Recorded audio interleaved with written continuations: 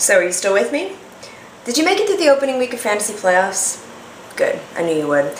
I was out in California this week for Spike's Video Game Awards, but if you don't think I was living and dying like you were over my team, then well, you don't know Jen. Did I win?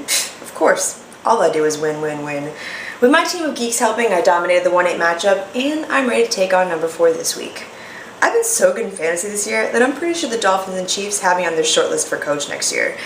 Laugh if you want, but I could do better than Todd Haley, and look a whole lot better doing it. I'll prep for that later. Anywho, sorry I didn't get this up in time for Thursday night's game. I hope no one caught you sleeping on your roster. Now, let's talk some studs and duds.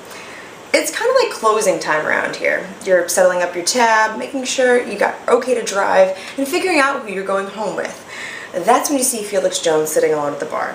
It hasn't been the best year for Felix. He's had injuries, he lost his job to a rookie, and he's watched his team blow games 2 weeks in a row.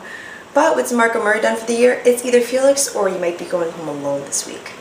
Jones isn't going to be the one you brag about to your friends. In fact, he's more like the fat girl you straight up lie about. But he's all they've got in Dallas right now, so he'll get the touches as they try to chase down the playoff spot. In PPR leagues, he'll be even better. Reggie Bush has had a pretty good year. Cedric Vincent's been solid for the Bengals. Frank Gore has been RB1, and that's huge for the Niners and for a lot of fantasy teams, but what one player's outscored all of them? Chris Johnson. I know what you're thinking. Johnson's been a huge disappointment. He's still under 1,000 yards, but in a year where the running back injuries have been a rule rather than an exception, Johnson's been doing good enough to be good, but never enough to match up to first-round expectations. He has come on over the last few weeks, and in Week 15, he gets the Colts defense. Good for him.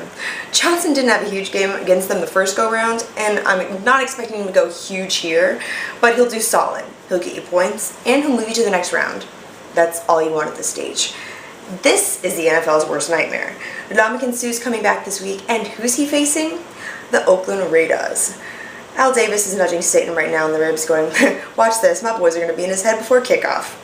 Suh is no doubt talented, but he's also been something of a distraction for his team. For fantasy players, the Lions' defense has been a problem as well. They look to be a monster defense coming into the season with Suh, but instead, the defense has been good, but hardly great, and certainly not up there with the top defenses in the league. Look, you shouldn't be married to any defense, except for maybe the Ravens, and even they haven't put up kind of crazy point totals we've seen in the past.